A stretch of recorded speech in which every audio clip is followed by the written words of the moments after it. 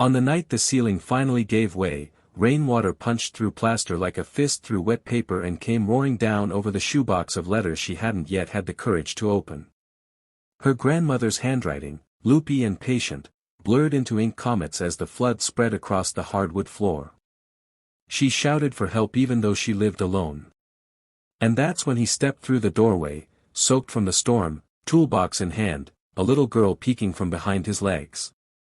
"I'm your emergency plumber," he said, catching her falling ceiling light with one hand and passing the girl a flashlight with the other. "And I think we just got here in time."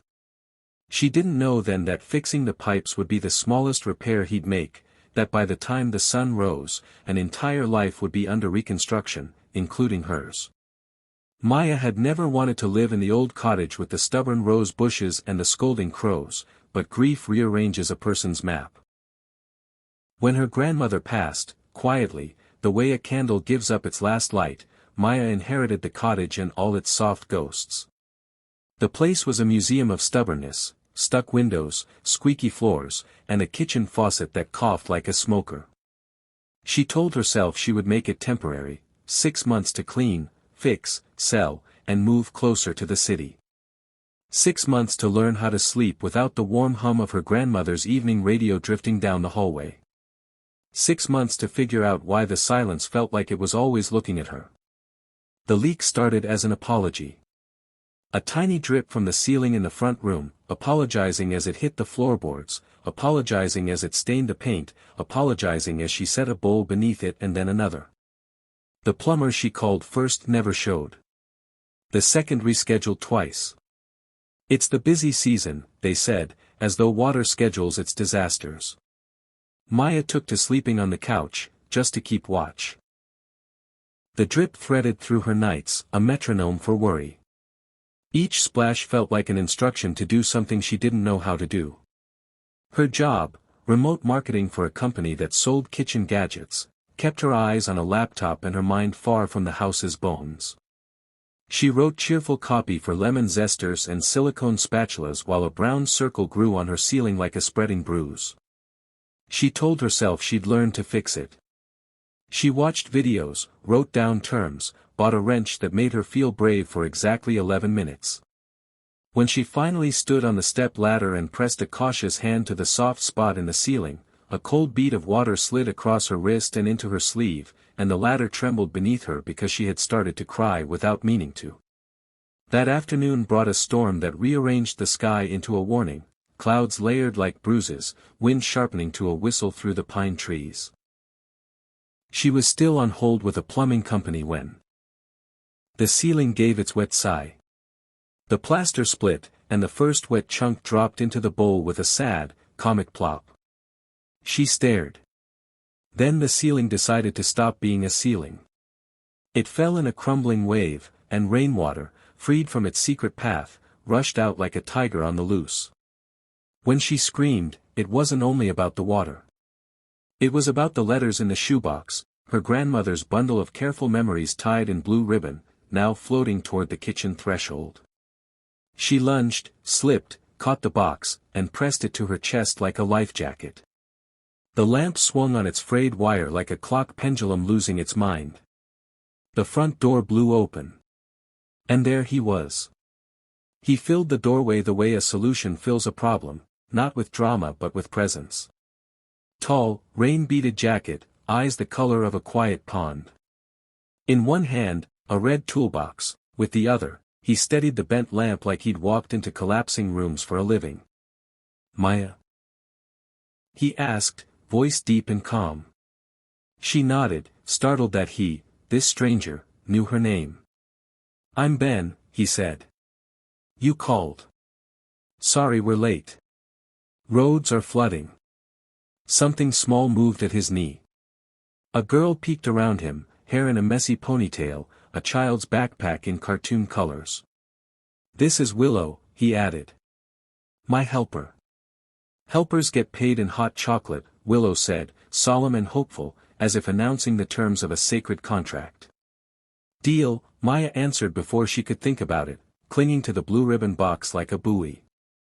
She blushed, suddenly aware that she was barefoot, soaked and shivering in front of strangers. The ceiling, I see it, Ben said, already scanning the room the way some people read maps. Is there a shut-off valve in the crawlspace, or only at the curb? In the crawlspace, Maya said, surprised at herself for knowing. But it's low, he finished, looking at her mud-streaked slippers. Willow, flashlight. Willow produced a flashlight from her backpack with the gravity of a surgeon. You can borrow it, she told Maya. But you have to give it back. It's my favorite. Maya nodded and took the light, feeling the ridiculous urge to curtsy. She led Ben down the hall, past the wall of family photos, baby Maya on her grandmother's lap, first day of school Maya with missing teeth, round-eyed Maya in a fairy costume that had shed glitter for years, into the narrow door beyond the pantry.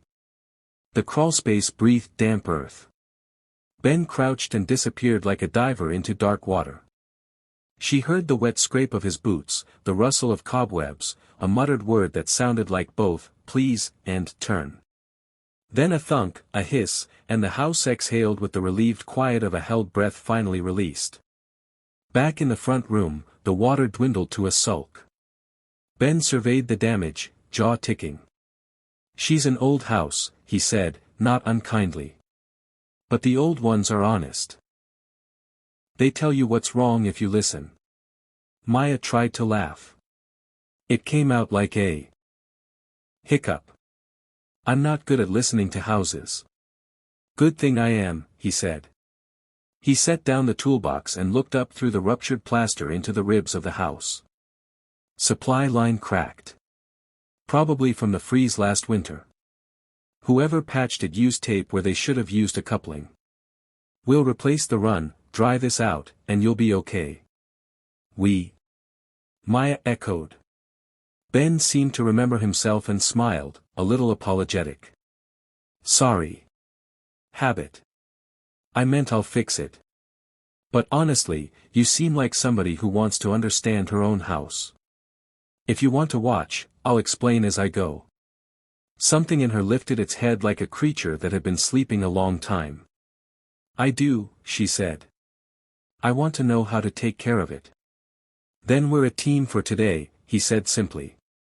Willow, contractor bags. We're going to peel back the soggy plaster.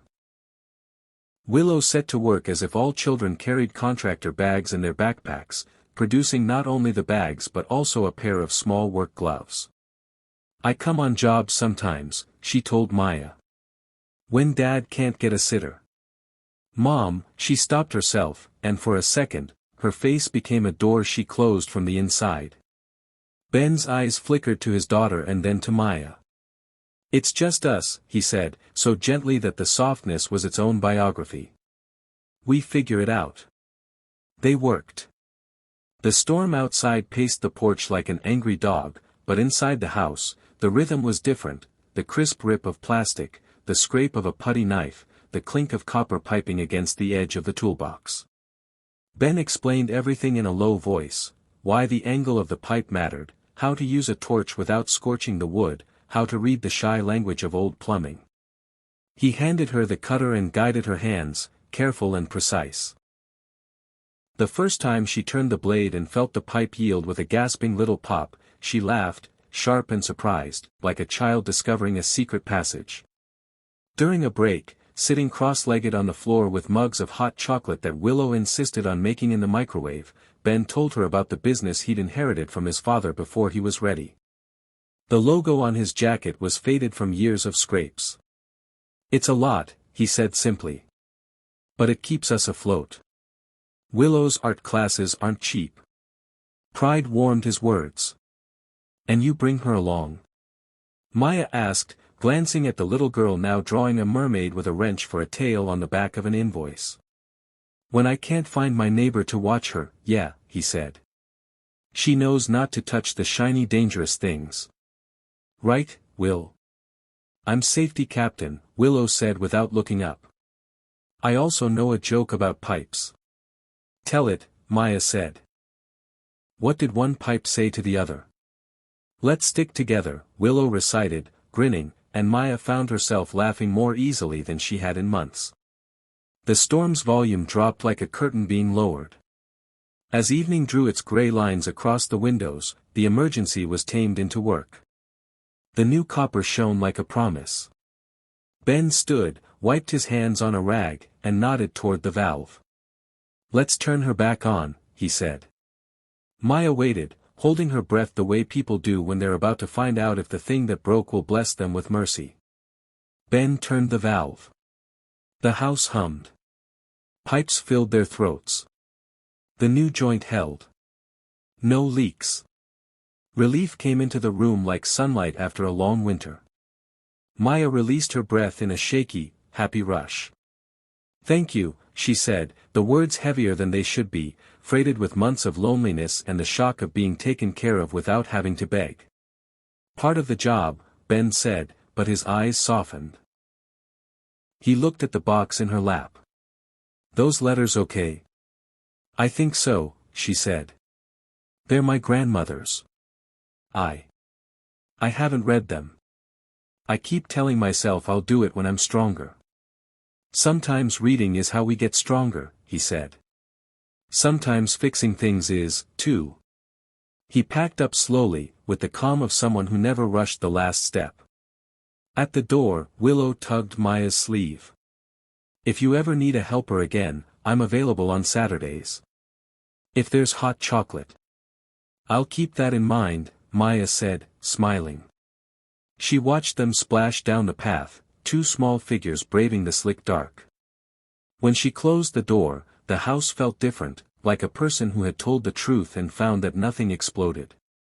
That night, she made a decision that felt like tightening a bolt inside herself. She opened the shoebox and read the first letter. It was dated the year she was born. Her grandmother's voice walked into the room, steady and warm. "If you're reading this, darling, it means you've learned how to sit with the quiet. I hope you're keeping this old house honest." She cried again, but this time the tears felt like rain that knows where to go. Over the next few weeks, Maya kept fixing things. She replaced the squeaky hinge, learned how to caulk a tub, painted the water-stained ceiling with careful strokes that felt like forgiveness.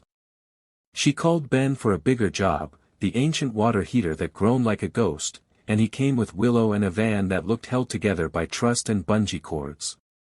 Each time, he taught her something new, and each time, she felt a little less like a person renting a life and a little more like someone who owned hers. But life is not a series of tidy repairs. It's a house where every fix reveals another secret. Before the month was out, a notice arrived, pale and official, warning of a lien from a bill her grandmother had forgotten to pay for a roof repair last year. The number was not small.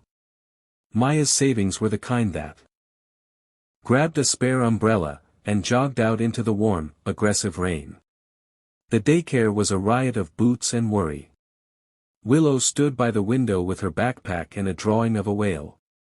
When she saw Maya, her eyes softened from anxious to brave. "Are we in emergency?" she asked, small hands sliding into Maya's like it had always known the way. "We're a team," Maya said. "And teams don't leave their captains in storms." By the time they reached the cottage, a new trouble had auditioned for the role. The little creek that ran behind Maya's property, usually a narrow ribbon gossiping over stones, had swollen into something with opinions. It had jumped its bank and was flirting aggressively with the bottom edge of the yard. The basement window wells, those little half-moon cradles of metal, were filling with water that looked like the beginning of a big, stupid idea. Maya knew what to do. Not because she was fearless, but because she had listened. She moved fast, the way a person does when they can borrow courage from the certainty of tasks. She and Willow hauled bags of mulch and old bricks to build a small, sturdy barricade around the window wells. They dragged out the extension cord and set Ben's portable pump on the concrete floor just inside the basement door. "We're moving the water's story," she explained to Willow, trying to make her voice sound like Ben's had sounded that first night, steady, unfairly calm. "From here to the street." "Like plumbing," Willow said, solemn and thrilled. "We're channeling." "We are," Maya said, and smiled despite the rain running into her mouth. They worked for an hour, then 2. The pump hummed. The water sulked and then retreated, the way trouble does when met with persistence. When Ben finally arrived, hair plastered to his forehead, clothes spattered with mud, he stood in the basement doorway and surveyed the scene with a mix of surprise and pride that made Maya's chest feel like a door being opened from the inside. "Look at this," he said softly. "You saved the place." "We did," Willow corrected, with the proprietary glow of a small hero. "We're a team." Ben's laugh was tired and beautiful. He stepped closer, touched Maya's shoulder, and in that gentle, wordless way, he said everything a person says when they finally admit the life they want is the one in front of them. She leaned into the touch like a person leaning into a truth. But storms leave messes, and messes make choices necessary. The next morning, while the town sorted out its street puddles and impromptu riverbanks, Ben got a call that the landlord for his tiny shop was raising the rent by a number that felt like a dare. He hung up looking older. "I can't keep the shop at that price," he said, standing in Maya's kitchen where the sun was showing off on the clean stove. "I'll go mobile. Work out of the van. We'll manage." Maya felt it then, the tug of the part of her that had learned to flinch from instability. She saw the future like back door, closes without swearing. Gutter, now a citizen. Some nights, she would stand in front of the board with a mug of tea and feel more accomplished than any presentation she had ever made over video call.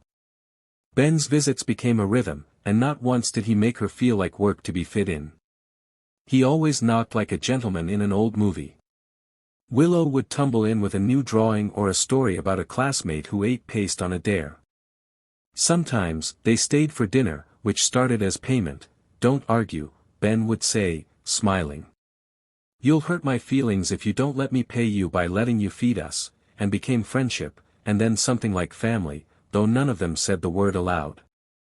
Maya learned that Ben's wife, Lila, had died 3 years earlier, sudden as a blown fuse, leaving behind a quiet house and an 11-month-old who thought every knock at the door might be a mother. The story came out in gentle increments, like water finding its path. He didn't rush it. She didn't pry. One night, when Willow had fallen asleep with her cheek on the table and a marker uncapped near her hand, Ben told Maya about the winter afterward, about the way grief made even soup complicated. "My father taught me this work," he said, fingers tracing the rim of his mug. "Pipes make sense. They either hold or they don't. People are trickier. But I think fixing things is a way of talking to the world when words get stuck." Maya told him about her grandmother, the way she had hummed while she ironed, the way she had sworn at the chessboard on Sunday afternoons, the way she had taught Maya to mend socks when she would have thrown them out. She believed in repair, Maya said. Of things and of people. She hesitated. "I didn't know I believed in that until you showed up." They didn't kiss. Not that night. They just sat in the warm little kitchen while rain threw pebbles at the window and Willow breathed the toddler's deep, honest breaths. Ben washed the mugs. Maya dried. Sometimes love walks in quietly and sits down without announcing itself, and if you're lucky, you notice. The next storm came in spring, loud-mouthed and theatrical. The town's old river swelled with the drama of it. The news ran footage of brown water biting at bridges. Maya went out to the porch to bring in the potted herbs and found the street a waiting pool for robins. A siren stitched the distance. Her phone pinged with a community alert about flash flooding near the elementary school. She thought of Willow, small and determined, and of Ben, whose van she could recognize by the bungee cords that braided its roof rack like a practical crown. The text came 2 minutes later: "Water main burst on Maple. Basement flooding. You okay?" "Okay so far. Do you need anything?" She wrote back. There was a long pause that tasted like decision. "Could you get Willow? Daycare on Birch. I'm underwater at Mrs. Patel's. Be there in an hour." Maya didn't think. She got her raincoat, cleared their throat and looked at their shoes. She felt that old helplessness rising like water again. She sat on the floor, letters shaking in her hands, and whispered, "I can't do this." The next morning, when Ben came to swap out the water heater, she handed him the notice because she had no one else to show. He read it, slow and careful, as if the words were skittish animals. "Okay," he said finally. "We make a list. We figure it out." "Ben, I can't ask." "You're not," he said simply. "You're telling a teammate what the score is. That's how teams work." He looked at the roofline, at the gutters, at the place where rain liked to loiter. "We can patch what needs patching and buy time. I know the guy at the county office. Sometimes if you show up in person and don't act like a problem, they'll let you be a person." "I don't know how to ask for that," Maya admitted. "I do," he said. "I had to learn." They sat at her kitchen table with steaming mugs and made a plan that felt like building a small bridge over a very real canyon. He would go with her to the county office on his lunch break. She would sell the rug she didn't love. He would trade a half-day's labor to a roofer friend for materials. She would open 2 more letters from the box and let herself be held up by the ghost who had taught her to stir soup and plant bulbs and laugh at the weather. They would do what could be done.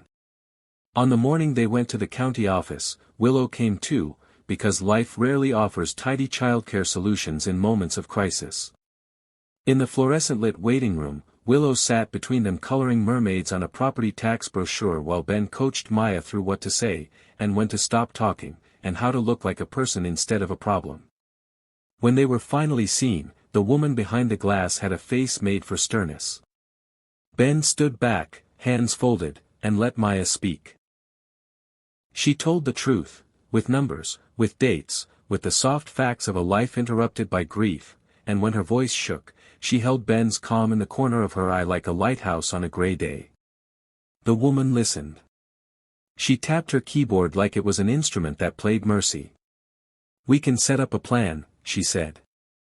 "No penalties if you start today." In the parking lot, Maya leaned against the van and laughed a small, wild laugh that surprised even her. "We did it," she said. "You did it," Ben corrected, and the pride in his voice was a warmth she wanted to keep.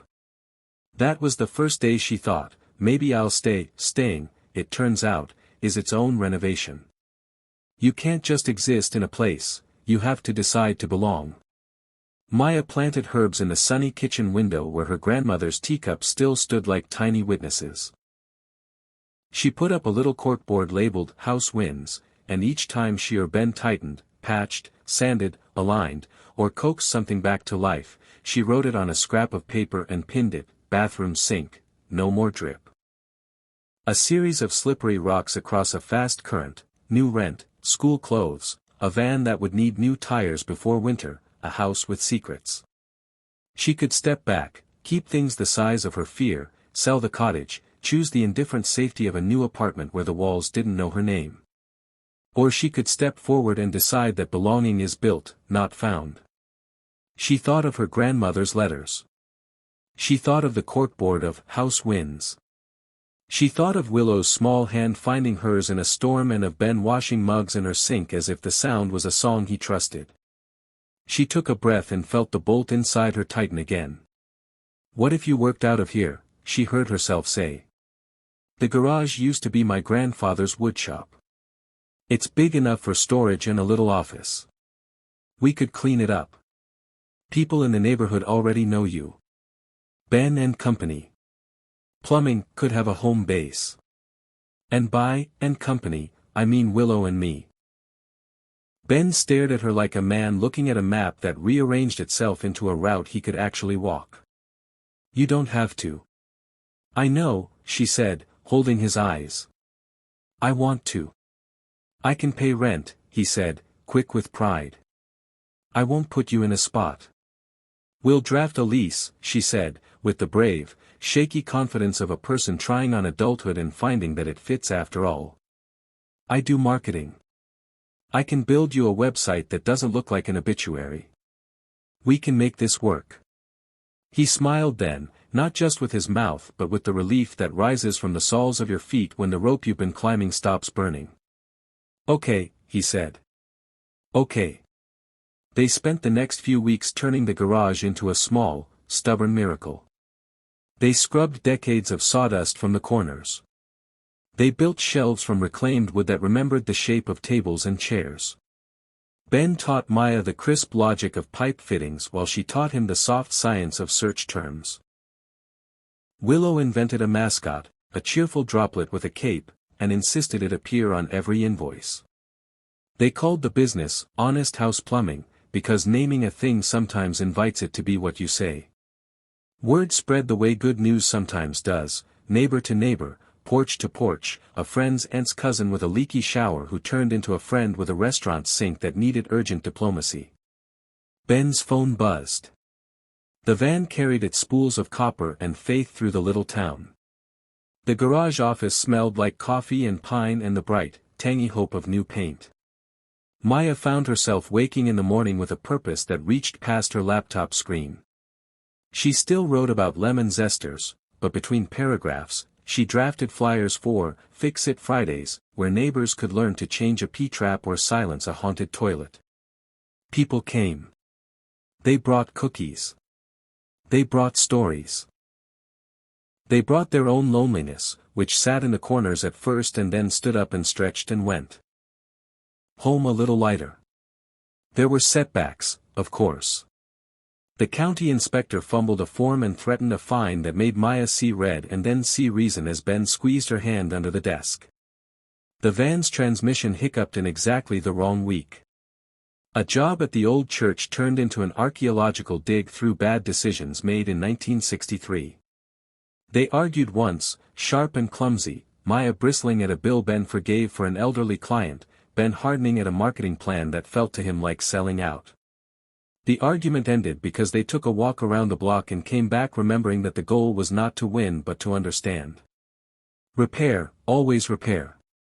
Some evenings, after Willow's bath and homework and a spirited negotiation about bedtimes, Ben would step out onto the porch while Maya washed the two mugs they now used so often that their handles knew their hands. He'd look at the yard where they'd planted rosemary and mint and a foolish, hopeful tomato plant. He'd lean against the railing and breathe like a man who hadn't been able to take a deep breath for years. One night, he said, not turning around, "I keep waiting to feel like this is too good." "Maybe it's just good," Maya said. "Maybe we don't have to interrogate it." He turned then. "Maybe." They kissed for the first time leaning against the garage workbench while raindrops started on the roof. It wasn't cinematic. It didn't solve any bill or fix any pipe. It was a soft, steady thing that said, "I'm here."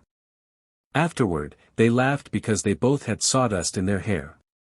Willow, who observed everything, asked the next morning if they were a real team now, and if so, could the mascot have a friend.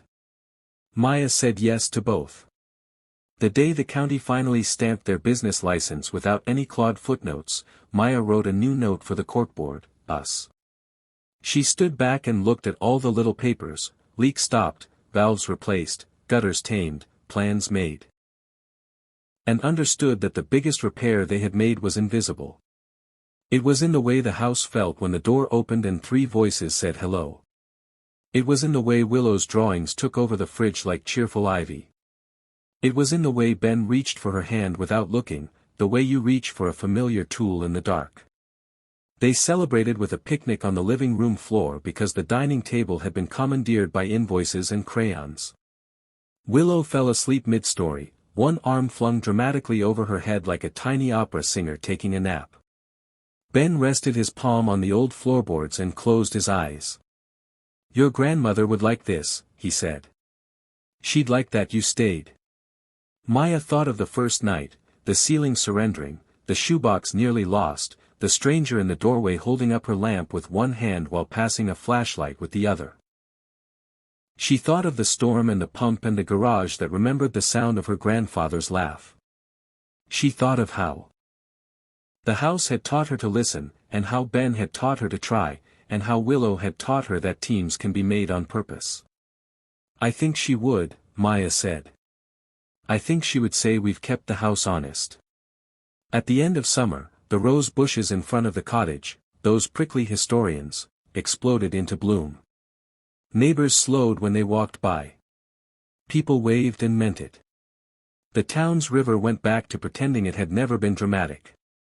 The light in the front room, the one that had swung wild that first night, now hung steady over a couch that held not just a person but a family.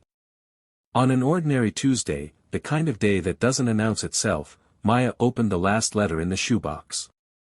If you're still here, her grandmother had written in that looping, patient script, then you know something important. You know that a house is a promise you make to yourself. Keep it, and it will keep you.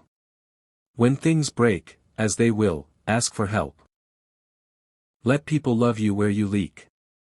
That is how we change our lives. Maya folded the letter and tucked it into the frame of the family photo on the wall, the new one, with 3 faces laughing at something Willow had said just as the shutter clicked. She felt the house breathe around her, old wood and new copper, old grief and new joy. She heard a van door slam and Ben call, back in a minute, and Willow announce, the mascot now has a toolbox, from the porch. She went to meet them at the door. The ceiling held. The lamp glowed. The life they'd built, leak by leak, list by list, hand by hand, wasn't perfect. It was better. It was theirs.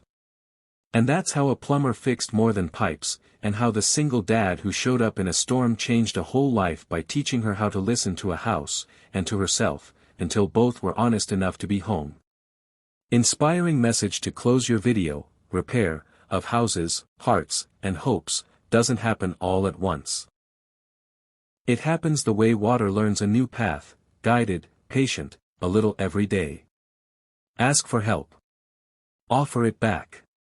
Keep the promise you make to yourself to stay and build. When you do, the ceiling holds, and the life you want has a way of showing up at your door with a toolbox and a smile.